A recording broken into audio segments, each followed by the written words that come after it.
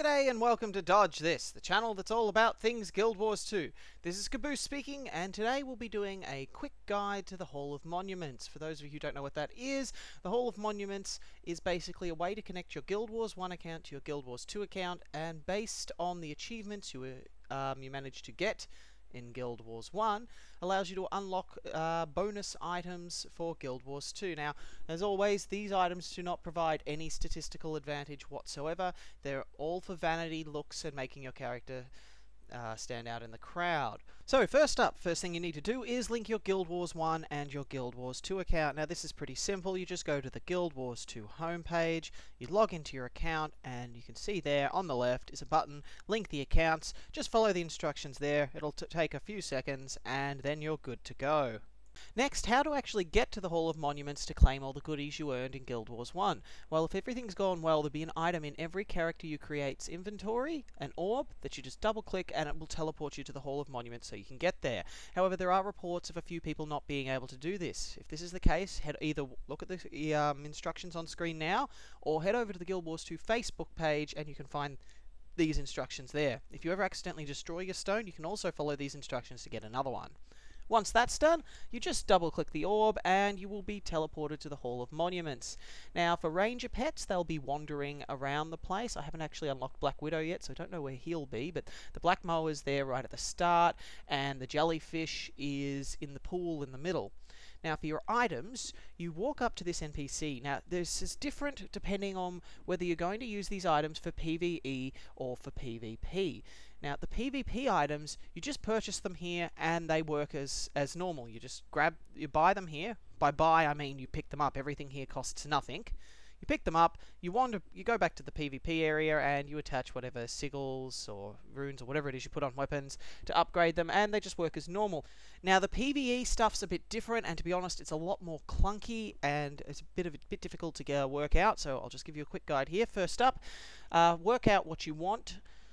Now, you have to actually have the item you're going to transmogrify it into first. So, for example, you want that helm you've got. Well, a lot of classes don't start with helms at level 1. The same with shoulder pads and etc. If you don't have that base item, you're not going to be able to use it. It's not like you can just go to the Hall of Monuments, say, I want a hammer, I'm going to go grab a hammer from the Hall of Monuments. No, you need a hammer, and what you're purchasing is a transmogrification item that will transmogrify your current hammer to look like the hammer you've earned in the Hall of Monuments. Now, you can't actually do this while you're wearing the item. So first thing you have to do is take the item out of your inventory. For example, here I'm taking off all my armor so I can transmogrify the lot. I purchase the transmogrification items, and one at a time you just double click it. It'll bring up a box and it says drag the item into this area that you want to be transformed to it. So you do that, you click OK, and now that item looks like the Hall of Monuments one. And that's that. I should note that you can come in here and do this as much as you want. It doesn't cost anything. It's unlimited. So there you have it. That's it pretty much. And to get out, you just either map out or walk back to the entrance to the little green star and you're out.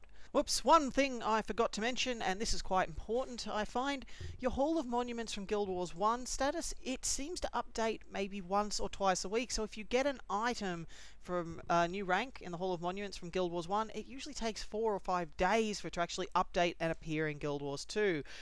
This might just be because of the stress at the moment, but it's kind of annoying that we just finished getting our tormented weapons for our new pretty items in Hall of Monuments and they're not there yet. But oh well, what can you do? So if you've got something and it's not recently and it's not appearing, don't panic, it will be there. You've just got to sit tight and be patient.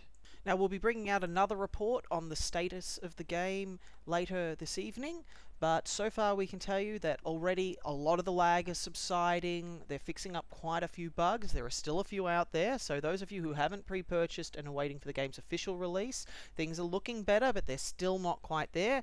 Thankfully, personally, I found all the structured PvP lag to be gone, and the matchmaking problems I was having at the start are gone too, so good on them for that. As I said though, we'll see how it goes later on. I'll get a report from not only me, but from all the other guildies we have playing. We'll get together this evening and we'll go over what's been happening. Alright guys, thanks for watching. If you are watching, I've noticed we're not getting many views at the moment, but I'm just attributing that to everyone actually sitting down and playing the game. Alright guys, thanks again. This has been Caboose, and we'll see you next time.